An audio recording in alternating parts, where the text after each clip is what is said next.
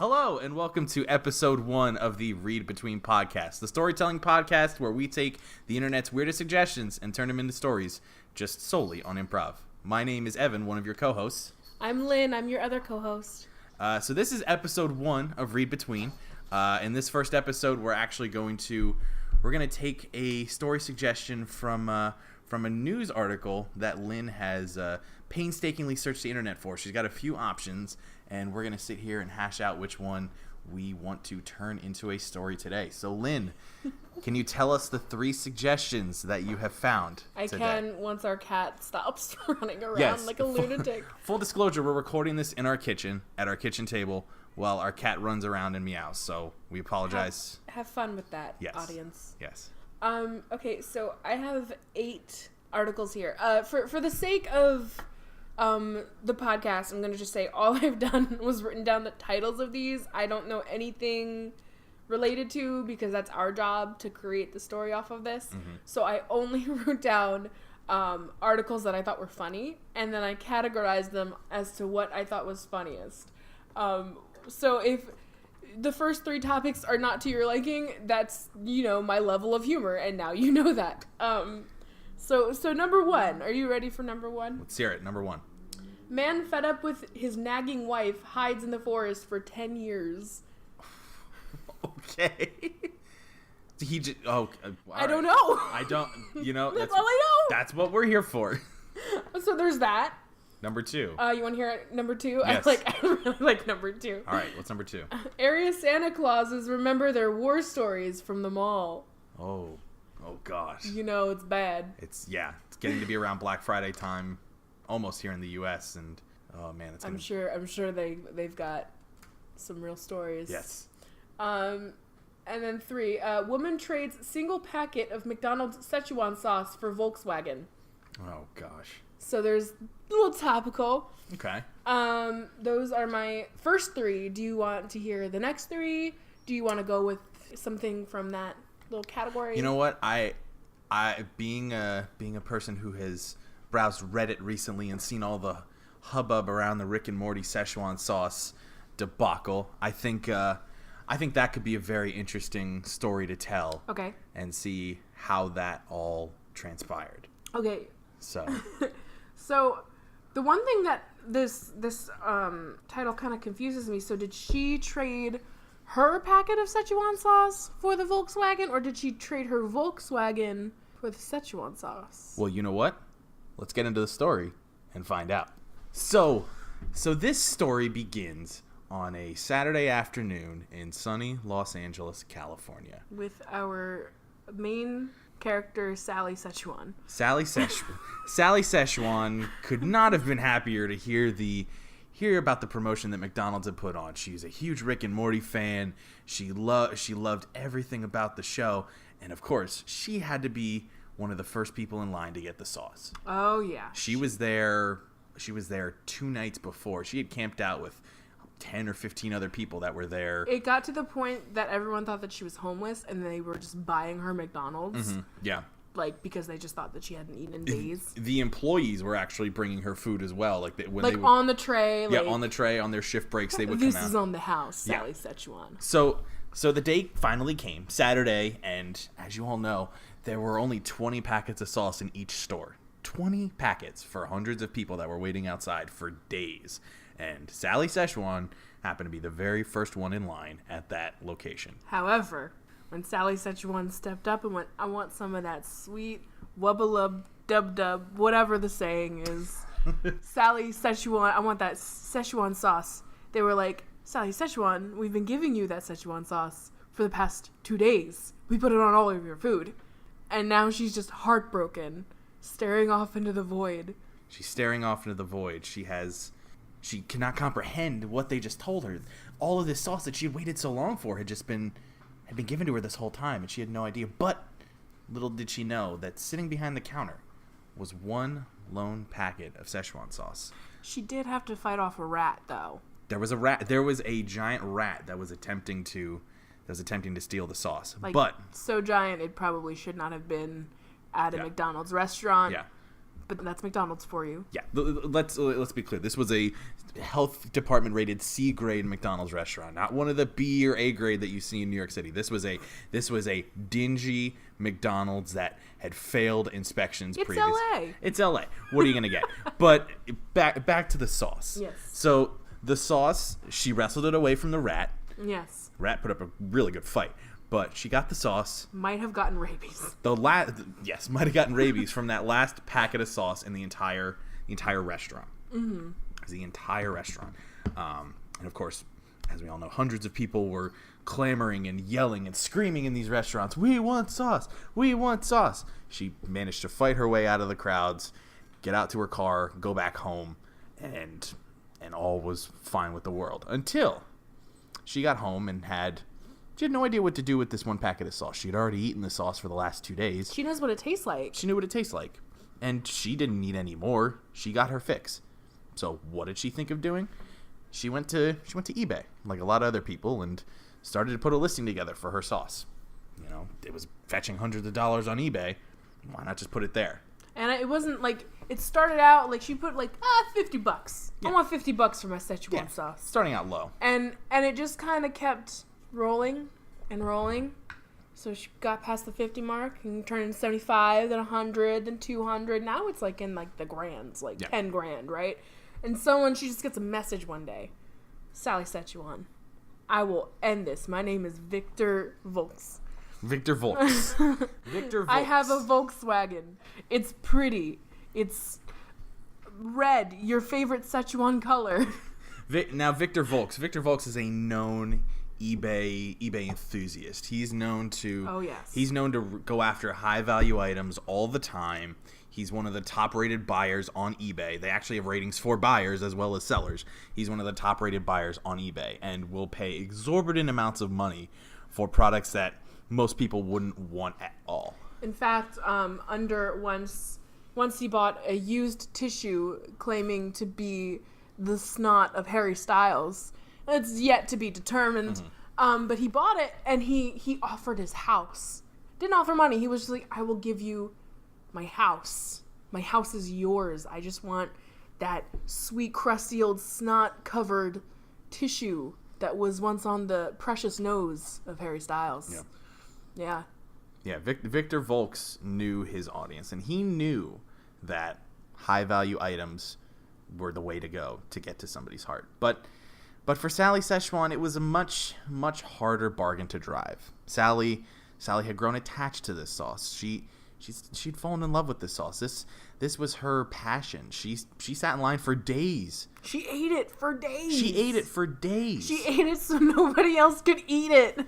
But she felt compelled to hold on to it. She rejected Victor's initial offer, which was very generous, but she just couldn't do it. She couldn't bring herself to get rid of that sauce just yet. No matter how much she wanted that Volkswagen, it couldn't replace the spicy Szechuan sauce that could be hers one day. Because we all know that since it's a McDonald's product, she could open it 20 years from now, and it would be totally fine. Yeah. Nothing would change. Yeah, if you've ever seen the film Super Size Me, there's a scene where they actually put a burger in a jar, and they let it go for like three months. Apparently people have done it for like 20 years. And we're getting off track from our lovely Sally Szechuan. Yeah. So in actuality, Sally actually did really need a new car. Her 1997 Toyota Echo was not doing so hot. It was chugga-lugging. Yeah. When she went over a bump in the road, it was more like a trench. Yeah. That she had to get herself out of. Real rough. That radiator did not like her very much. Filling up that sweet old hot radiator every morning with water and then filling it back up on her way back home. Yeah, it was not a pretty sight. So a new car was a welcome gift, but that sauce was too delicious and too sweet to part with. But didn't she know that a few weeks after Victor Volks made his initial offer with his prized possession of his Volkswagen, he slid back in those DMs and went, Sally Szechuan, not only will I give you my Volkswagen, I will give you my heart. Victor Volks had fallen in love with Sally Szechuan and her Szechuan sauce. Now, bear in mind, they had not spoken in the 3 weeks since he sent his initial inquiry. But... Yeah, I mean, Sally was basically like, no, I'm good. And then that was it. But he fell in love with how poetic her eBay offer was. He fell in love with the picture of her hand just caressing that Szechuan sauce and the curvature of her palm and her beautiful index fingers. He was like, ooh, I'm all about this Sally Szechuan. Well, it's actually funny because Sally's career outside of, sitting outside of McDonald's for the sauce, she's actually a world-renowned hand model. Yes. Sally Szechuan has been part of New York Fashion Week for the last 10 years. She's a name you may not have heard of, but she's been there. But you have seen those hands. You have seen those hands. Those hands have held iPhones. Those hands have held fruits. Those hands have held children. Those hands have held teapot kettles. Teapots and you know what I mean. Both of those. Both of those items. But yeah, so Sally made a name for herself with her hands, and Victor could not get enough. And as we said, as we all know, absence makes the heart grow fonder. And after 3 weeks, he just couldn't contain himself, and he had to reach back out, no matter if it was for the sauce or for her heart. And Sally likes to play on the dangerous side. No one has ever seen Victor Volks. His profile picture, right, is just his Volkswagen. It's not Victor. Right. There is a silhouetted character in the driver's side of that profile picture, but no one has ever seen Victor Volks. It's never been confirmed one way or another whether it is Victor Volks in that car.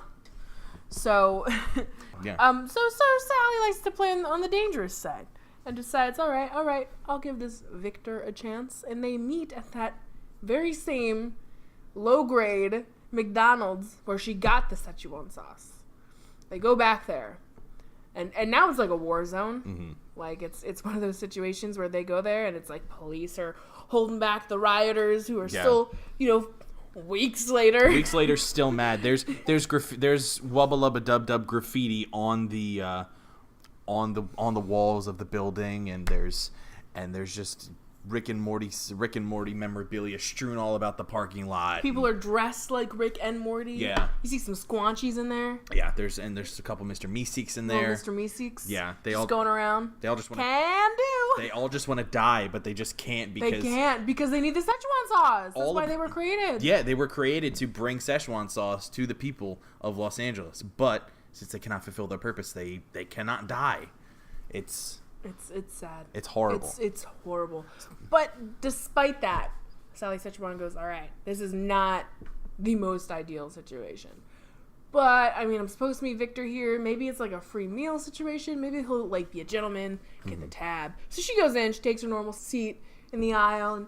And one of the employees, who's sweeping up the debris from all of the rocks being thrown at the windows and genuine damage being done to the store. Right.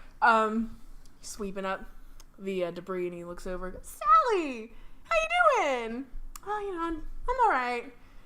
What brings you back here? We don't have any more Szechuan sauce. It's not coming back. Justin Roiland came out and was like, yeah, I'm not part of that. I don't really want to be in it. So we're not really doing this. She was like, no, I met someone. I'm here to have lunch with them. Yeah, and then Sally, nice, because the thumbs up walks away. Then Victor before he walks away, Victor introduces himself in this very sultry voice. Hello, my name is Victor Volks. Does Victor have a bit of an accent? Do I sense an accent? It's a bit of an accent. It's Victor Volks. Where is Victor from? Victor is from Eastern Europe. Ooh, a very very Eastern European accent with this nice twang underneath. Not really a twang. Not really a twang, but we'll go with it. We'll go with it. Victor's accent tends to go in and out, more so Russian than anything else. Okay, so is Victor? That makes me think that Victor might be a communist. That's besides the point. We're getting off track with Victor's accent, but Victor introduces himself to the debris boy and says, "Yes, I have been longing for this sauce, but I have also been longing for the touch and love of a woman. And Sally Szechuan is my number one prize for my heart. And Sally's just sitting there in that gross booth, because you know that is covered in some smuts that you don't want to know what it is, but you just sit there and hope that you can wash it out later. She's sitting there and she's like, oh wow, whoo boy. I mean, like, he's better than his Volkswagen, that's for sure. And she's like, pretty into it. Like, she's like, ready. She's ready. She's like, wow, Victor, you sound so great. And then she hears that twang, as Victor called it. And she goes, And she was like, oh, I know I sense a bit of Russian. And automatically, she thinks of that red color of the Szechuan sauce. And she goes, oh boy, hope I haven't gotten involved with any commie business. I can assure you there is no commie business going on. It just... Victor, can you read my mind? That was going on in my mind, Victor. That wasn't for your earballs. You spoke it out loud. No, I said it in my mind. Well, anyway, Victor... Now Sally is, like, pretty sure that this is some commie business. But she doesn't bring it up again. She just keeps that in her brain. And was like, okay, Victor, like, I'm gonna go order, Victor. Like, what do you want? What are you craving? And Victor is a man of high class, so he turns to Sally and says, I want the biggest Big Mac on the menu. The biggest of Macs that you can get me off of that menu. Okay. So Victor's classy, huh? So why are they in this horrible war-driven McDonald's? I mean, all the other restaurants were closed. It was a Sunday. It was a holiday. They messed on the table, but they met on a vacation Sunday. They met on a Sunday where everybody else, all the other restaurants were on vacation. Except for the Rick and Morty fans. Who stayed to protest. Yes, at this specific McDonald's. And everyone else went off to vacation. Maybe they all went to Mexico. Who knows? They're all, vacationing somewhere in a beautiful island. Anyway, and Sally goes, yeah, sure. And she walks away and she comes back with the Big Daddy Mac, I'll call it. And it's like if you got 5 Big Macs and just smushed it all together. Like, it doesn't even look appetizing. No, it just looks... It looks like a mess. Yeah, it's a mess. It doesn't take up just one of the little containers. It takes up, like, 3 of them. They're just, like, stacked in a way where, like, nothing's spilling out. But if Sally took one wrong move, that shit would be everywhere. Mm-hmm. So she gets the Big Daddy Mac. What did I call it? Big Daddy Mac? Yeah, Big Daddy Mac. Gets the Big Daddy Mac for her Big Daddy lover. And for herself, she's a modest woman. She prides herself in her modesty. So she just gets a simple, like, 10-piece nugget meal with a medium fry, and some water. She didn't ask Victor if he wanted anything else other than this Big Daddy Mac, but she just gets him, like, 5 large fries and a giant thing of orange soda and is like, that'll do. Yeah. She brings it back. She forgot to even, like, see if he would take the tab. She just decides that she's gonna splurge, even though, like, she has no money anymore. She hasn't been to work in weeks because she's been trying to sell this Szechuan sauce packet. Yeah. So she has no money left. She's just like, put it on my tab. Yeah. Walks away, comes back and places it in front of Victor, and she does a little hand show as if to be like, remember what I do sometimes? Yeah, and with this, Victor became so enamored with the food that she was presenting. I mean, her hands were magical. Her hands were hypnotic. And through that hand hypnotism, he became completely entranced with the burger and nothing else. So with that, Sally found her opportunity. Sally found her opportunity to not only get away from Victor, who she was not necessarily interested in. This was mainly a one-sided affair, with Victor being the one super interested. She took that opportunity to slide the Szechuan sauce across the table and swap it with his keys. Wow. Super sly, super fast. One thing we forgot to tell you is that Sally Szechuan is also a master thief. She's also a master thief. Like, all she has to do is, like, flick her hand in front of people a little bit, and their wallet's gone. Yeah, and or she'll be like, oh, look what I can do with my hand. I can do a one-hand clap. And then she stole your child. Yeah. She stole your child. Yeah, she is known to steal children that way. We don't know what she does with them. Yeah, that's for another day. Yeah, that's a story for the FBI and the CIA to figure out. Yeah, we don't want to get involved with that. But just how we don't want to get involved with Victor's commie business. Yeah, but from what we know, she's a master thief, and in this instance, that came into play quite clearly. She stole the keys from him, and she just continued to have the meal as normal, like nothing ever happened. She even had a couple of bites of his Big Daddy Mac and went, "Wow, this is nasty." Yeah. Tried to feed it to him, but like it didn't go the way she thought it would. She thought it'd be like romantic, but it's not. When you have to use the entire width of your hand to hold a piece of the burger to feed to somebody, it's not that romantic anymore. Yeah, and you know what? She is a hand model, so she's not known to have big hands. Yeah. It's more like dainty hands. Yeah. And you know, she was just not into it. She tried to play off the hypnotism to the McDonald's workers. It's like, oh, he's just sleepy. We're just being romantic. He can't stop looking at me. But even the workers, after a while, were like, Sally, we think he needs to go to a hospital. And she was like, no. Yeah, I mean, the workers, one of the workers had even said, yeah, he's got food stuck in his mouth and he's drooling from the side of his face. Isn't that a problem? And then Sally just was like, shh. And she did another hand flick. And all of a sudden, that employee just went, and just didn't stop. Yeah, and she also somehow took his apron and his hat without him knowing, and he was just standing in the middle of the restaurant, just without his apron. Yeah, he eventually was arrested. People thought he was just loitering. Yeah. Yeah. So with that, you know, Sally finished her meal. She hypnotized another worker and took a shit. And yes, the very important detail. She then had to go to the bathroom to take her own shit. Yeah. She also collects poop. That's another detail that we can save for a later time. That's another detail for the CIA to figure out. Yeah, that sounds like CIA. Yeah, CIA biz. So after taking her poop, she grabs her things and she rides away in that sweet, beautiful red Volkswagen, never to see Victor Volks again, never to see that one employee that never stopped yelling again, and never to return to that McDonald's in Los Angeles ever again. And nobody knows what happened to that Szechuan packet. No. That Szechuan packet could still be sitting on the table.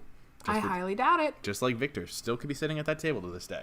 So, the lesson learned here, I think we should take away a lesson. Yeah, I think that's... don't mess with anyone under the name Szechuan. Yeah, don't mess with the Szechuan sauce. That was bad. That was really bad. So I think right now is a good time to take a break, maybe? Yeah, I think... And then we'll come back and do one of yours. Yeah, I think that's a good stopping point here. Awesome. So right. So we'll be back with another story in a few moments. So stay tuned. Hey guys, just as a reminder, Lynn here.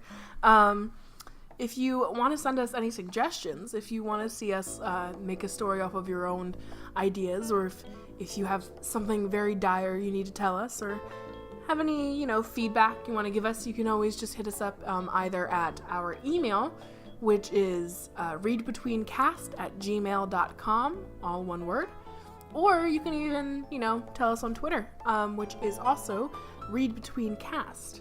So feel free to, follow us, give us some suggestions, give us some feedback. We're open to all of that. We're still very new at this, and we want to know how we can make it more enjoyable for everybody. All right, well, with that, I say we tell another story. Okay, Evan, what have you brought to the table?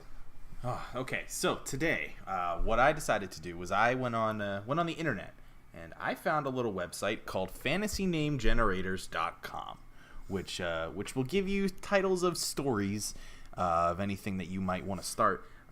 With different genres and things like that. So there's like fantasy, adventure, horror, sci-fi. So did you do different genres? Yeah, and then yeah. It just gave you titles? Yeah, so you just pick a genre and you hit random, and it'll give you 10 titles at a time. And I found some titles that are pretty interesting. Okay, start off with your 3 favorite ones. So yeah, I'm gonna give you my top 3, and we're gonna choose which one we want to start with today. Sounds good. So my number 1 suggestion here is Doctor Loves Sugar. Oh my god. Dr. Loves Sugar. All right. Is suggestion number 1. Okay. Suggestion number 2. Dog on a Day Out. Oh my gosh. That could be happy or sad. Yeah, so that's number 2. Yeah, that could be like a Marley and Me situation. And then suggestion number 3, which I think is my favorite, Clown has been naughty. What? Clown has been naughty.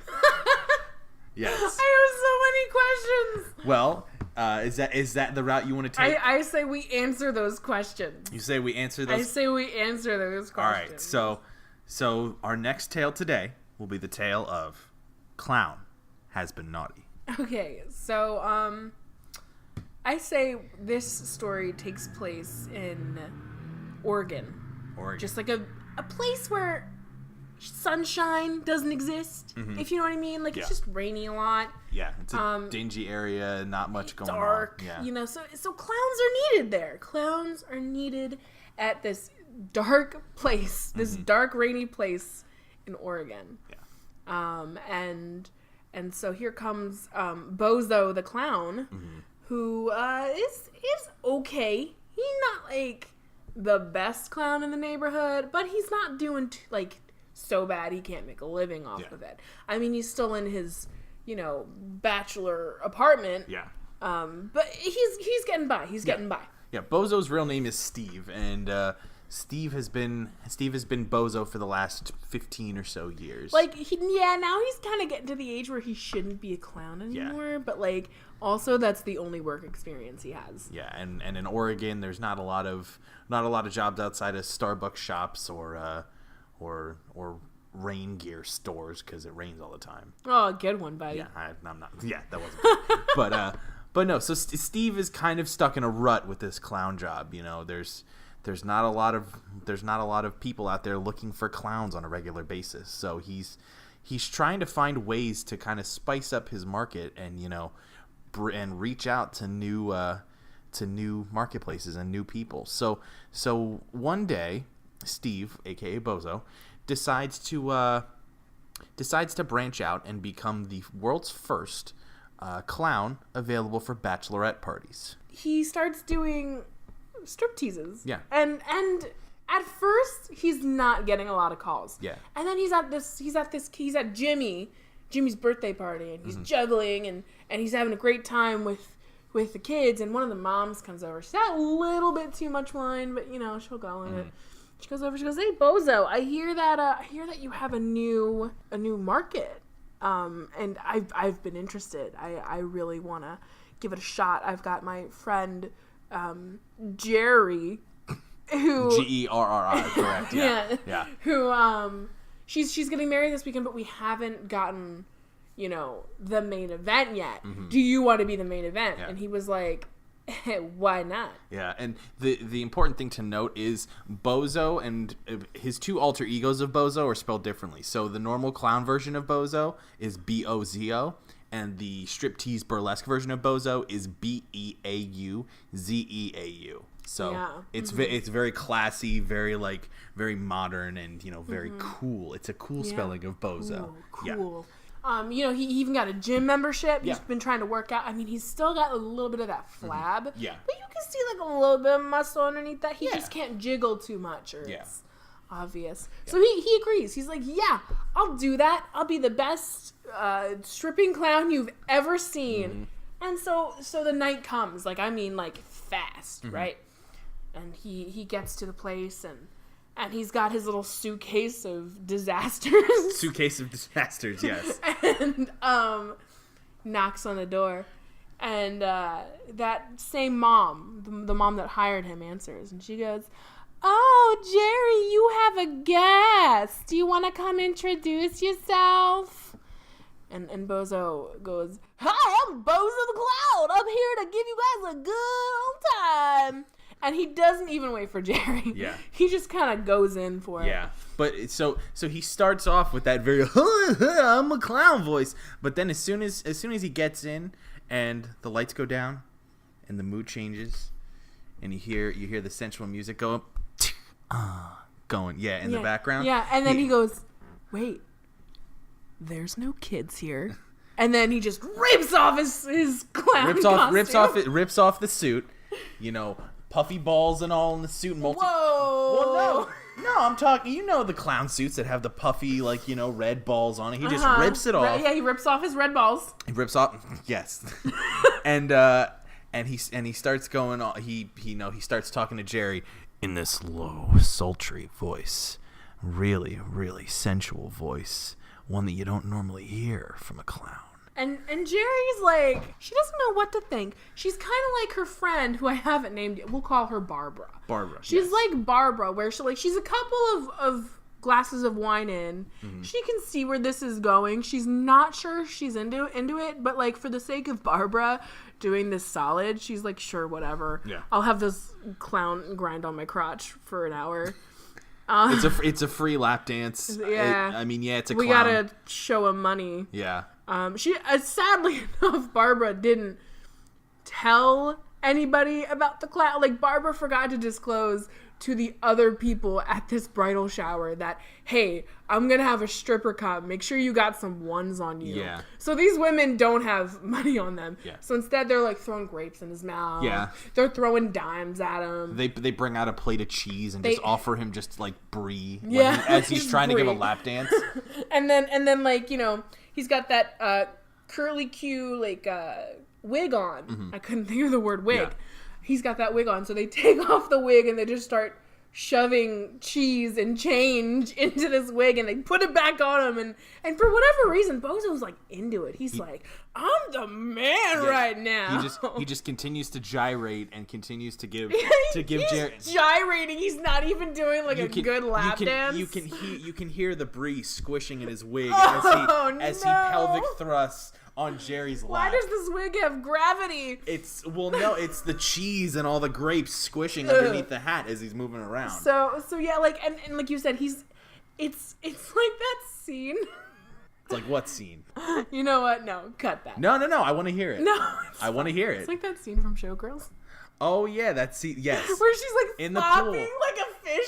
It's like that. That's how he learned how to be. He learned to be a show boy from watching the show Showgirls. Yeah, we forgot to mention that he's a Showgirls enthusiast. He's a Showgirls enthusiast. He's seen the movie probably about 50 times, and he actually watched the movie about 25 times in preparation for this specific party. That's like the only training he has. Yeah, Elizabeth Berkley is his teacher and mentor for everything related to lap dancing. She doesn't even know it. She doesn't even know it. No. Anyway, so he's doing that fish move that she does in the pool on Jerry. Jerry, yeah. And I was saying Kyle MacLachlan. No, I'm still thinking Showgirls here. Kyle MacLachlan is there, and he wants a piece of that action. Now we're starting to get into the weird part of Twin Peaks. That's what David Lynch didn't put into the new season was the clown gyration scene. So back on track. Yes. Jerry is just like, I'm into it, and she's going on. She's like, yeah, and then just too much alcohol is involved, and you know, Bozo, like, although this has turned into super fucking weird, he's like, okay. And then all of a sudden, like, he's getting ready to pack up, and he puts back on that goofy voice, and he goes, okay, ladies, have a good night. And as he's walking out, Barbara and Jerry stop him, and they're like, where do you think you're going? And he's like, my time's up, ladies, it's time to go. And they're like, no. We have a proposition for you. Ooh. And so Bozo is pretty much like, is this going to earn me more cash? And they're like, no, but it'll give you a lot of fun, Bozo. And Bozo's like, okay, I'm listening. And they go, how about you follow us into the master bedroom? And like, this party can really get started. And he's like, oh, okay. Like he's taken back. Mm-hmm. He's never been offered. He just gyrated on this woman for like too long. Yeah. And he's like, oh, okay. I don't think Showgirls really prepared me for this. But he goes with it anyway. Mm-hmm. And so what Barbara and Jerry failed to mention is that they never actually sent Jerry's kid out of the house. Jerry's child has been in his room the whole time, but he's been playing his Xbox. He's had his headset in. He's been playing Call of Duty all night. Hasn't heard a single bit of what's gone on. But of course it's late. It's getting to be that time, and he hasn't had dinner yet. Jerry said to him that he'll get dinner after mommy and her friends are done. You know, so. And he figured, I mean, it's like 2 a.m. Yeah, they're done, right? Yeah, they're done. I can go down and have a snack now. I can go get my string cheese and peanut butter. Yeah. Don't combine those two. Yeah. And be good. Yeah. So with this, Jerry's son, his name, let's call him Joey. Jerry and Joey. Joey goes Yes. So Joey goes downstairs. He pulls off his headset, goes downstairs, and as he's coming down the stairs, he sees Jerry and Barbara walking up with a half-naked clown who has cheese seeping out from under his hair. Warm brie. And like quarters are falling off of him as he's walking. Yeah. And he's like, "Oh, is that Bozo from Jimmy's party?" Yeah. Like that looks like Bozo from Jimmy's, and Joey remembers Bozo. He's like, "Oh, Bozo was good. He pulled a treat from my ear." Yeah. And so he was like, "Okay, I'm gonna go munch on my snacks, and then I'll go say hi. But maybe he's got another treat." Mm-hmm. So for now, Joey's like, I don't know what Barbara and Mom are doing with Bozo, but I'm gonna let them go for now. I'm gonna go get my snack." And he goes off and gets his snack. Meanwhile, Barbara and Jerry have lured Bozo into the master bedroom, and I mean, like, Bozo's pants are ripaways. Mm-hmm. Like he has shown the junk. That's why they are here. They're like, "I like that. Mm-hmm. I like the gyrating. I want you to gyrate another way with me." And so they don't even hesitate. They're just like, "Oh, Bozo, what's that, Rip?" And he's like, "Oh, what are you doing? That's like a little weird." And they're like, come on. And like after a while he's like, "Okay, tables are turned. This is weird for me now, but I can get behind it." Yeah.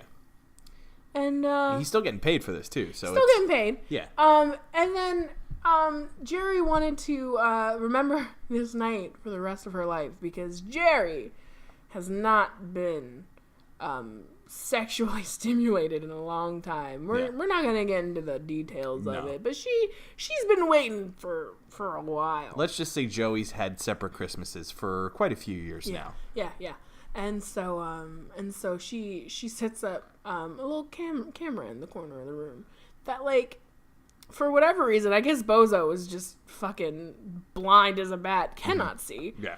And he's like into it, and like he starts doing the sexy biz. I'm not gonna get into that. No. You want that shit? You go do the 50 Shades of Grey. You go onto the Rule 34 websites that write these fan fictions. Rule 34. Please create Bozo, Jerry, and Barbara for us, so we don't have to do that part of this podcast. Please don't send them to our email. Please don't. We won't. Please don't post it on Twitter. Yeah, please. We don't want to be associated. Yeah, we don't. But yeah, so they get the sexy time on, and like, cut back to Joey. Joey's in the kitchen. The house is old. You hear everything, I should say. The walls can talk. The walls can talk. You can talk through the walls. You can talk at the walls. The walls will sometimes talk back, but we don't talk about that. Mm-hmm. And so Joey eats his snack. He's satisfied. Mm-hmm. His tummy is happy. He's walking back up, and he's hearing these weird noises that he has never heard his mom make before. He's hearing sounds of slaps. He's hearing sounds of what sounds chains and like whips and everything like that. Chains. Yeah. Where did the chains come from?